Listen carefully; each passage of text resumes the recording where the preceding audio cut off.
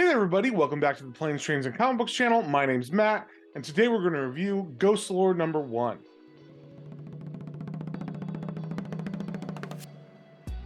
But before we get into that, if you guys wouldn't mind sharing, subscribing, commenting, it really helps me out and lets me know what you guys want to see more of. So, with that being said, let's get straight into it. Alright, we got the cover here for Ghostlore number 1.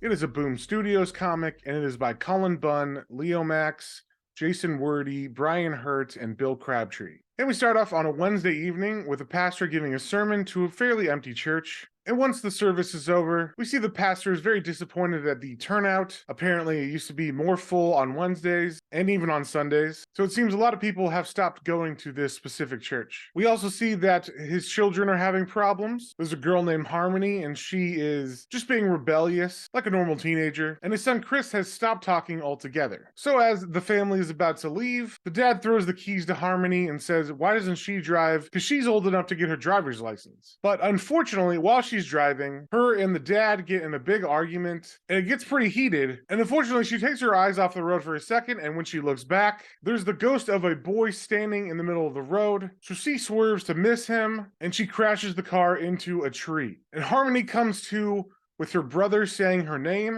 And when Harmony looks in the rearview mirror, we see Chris and the mother are looking very strange. They don't look injured, but something is obviously wrong because Chris has started talking again. And that's where I'm going to stop it. I don't want to spoil anything else. So I originally wasn't even thinking about picking this book up because I'm not a giant Cullen Bunn fan, but I saw a lot of reviews where people were saying it was a very solid horror book. So I decided to check it out. I think Cullen Bunn's writing is pretty solid on this one. The whole story with the family was pretty intriguing, and all the stuff with the little ghost boy and the stuff that happens to mom and the brother, I thought was pretty creepy, and I was definitely into that part of the story. There was a section in this book that I didn't care for, and it was kind of like a flashback that showed a bit more supernatural stuff than just ghosts, and I just thought that was weird and kind of out of place. But he is trying to set up this world and exactly the rules of the supernatural elements in it. I just personally didn't like the addition of the extra supernatural stuff. I think Leo Max did a great job in the art. He's always pretty solid. I really enjoyed him on his DC series Rogues that he did with Joshua Williamson. And I really like what he did with that ghost boy and some of the other supernatural elements. I think the way he draws them, the ghosts look very spooky and haunting, which is what you want in a ghost.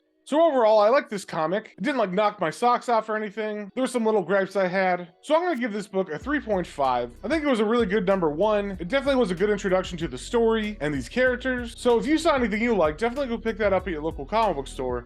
And we will see y'all in the next one.